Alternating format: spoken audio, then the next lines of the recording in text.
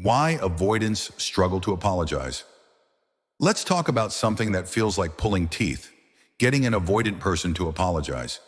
If you've ever been in a relationship with an avoidantly attached partner, you probably know this all too well. You're hurt, you want acknowledgement, and instead of a heartfelt "I'm sorry," you get silence, defensiveness, or a change of subject. It's not that avoidants don't care. In fact, many of them care deeply. But apologizing feels threatening to their sense of safety. Deep down, avoidants have learned that admitting fault can open the door to rejection, shame, and emotional vulnerability. This isn't about arrogance, it's about survival. Their nervous system has been trained to see closeness, especially emotional closeness, as dangerous. An apology requires humility, empathy, and exposure, all of which feel like stepping out onto a cliff without a safety net. At the core of this struggle is shame. Many avoidantly attached people grew up in environments where vulnerability was not rewarded, but punished.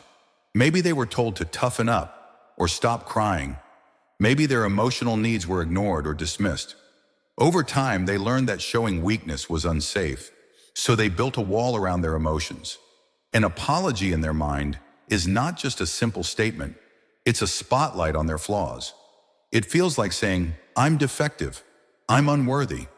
For an avoidant, this is terrifying. Their entire identity often hinges on being self-sufficient and in control, and admitting they hurt someone threatens that image. This is why they often deflect blame, go quiet, or even turn the tables when confronted. It's not that they want to hurt you more, it's that your request for an apology feels like a threat to their carefully constructed emotional armor. Another reason avoidants struggle to apologize is their deep fear of being trapped in emotional intensity. Apologies often lead to conversations about feelings, accountability, and healing. For securely attached people, this is normal, but for avoidants, it feels overwhelming. Imagine being someone who has spent years avoiding emotional storms, and suddenly you're asked to step right into one. Even if they know they're wrong, avoidants often try to escape by withdrawing or minimizing the situation. They'd rather let things blow over than risk being engulfed by emotions they don't know how to manage. This avoidance of emotional depth isn't because they're heartless, it's because they were never given the tools to handle it safely. Control is another big factor. Avoidants often feel safest when they can manage their environment and emotional exposure. An apology, especially one that's heartfelt, means they're not in control anymore. They're admitting they caused pain, which opens the door to rejection or criticism. For someone who already feels vulnerable in relationships, this can feel like stepping into enemy territory. This is why avoidants sometimes double down when confronted, insisting they did nothing wrong or even accusing their partner of being too sensitive. It's a protective reflex, not a sign that they don't care. Underneath that defensive shell is often a person who's terrified of losing love or respect if they admit fault. It's also worth noting that avoidants often disconnect from their own feelings. Apologies require empathy, and empathy requires emotional awareness. But avoidants tend to shut off their own emotions as a survival mechanism. They might intellectually know you're hurt, but truly feeling your pain and expressing remorse is difficult because they're not used to processing feelings, even their own. This emotional disconnect makes their apologies, when they do happen, feel cold or robotic. It's not that they don't care, it's that they're operating from a place of emotional numbness. This makes apologizing not only uncomfortable but also unfamiliar. They've spent so long avoiding emotional depth that empathy feels foreign, even scary. When an avoidant finally does apologize, it often comes at a heavy emotional cost. It means they've battled through layers of fear, shame, and pride to meet you in vulnerability. This is why their apologies might be subtle, even awkward. They might not say the exact words you want to hear, but their effort is significant. In fact, for avoidance, small gestures often replace verbal apologies. Maybe they fix something around the house, bring you a cup of coffee, or act extra kind the next day. These actions are their way of saying "I'm sorry" without having to expose themselves emotionally. If you're with an avoidant partner, learning to recognize these gestures can help you feel their care even when their words fall short. Avoidants also fear apologies because they believe it could damage their sense of independence. Many avoidant individuals see relationships as a potential threat to their autonomy, Saying I'm sorry feels like handing over power, like admitting defeat.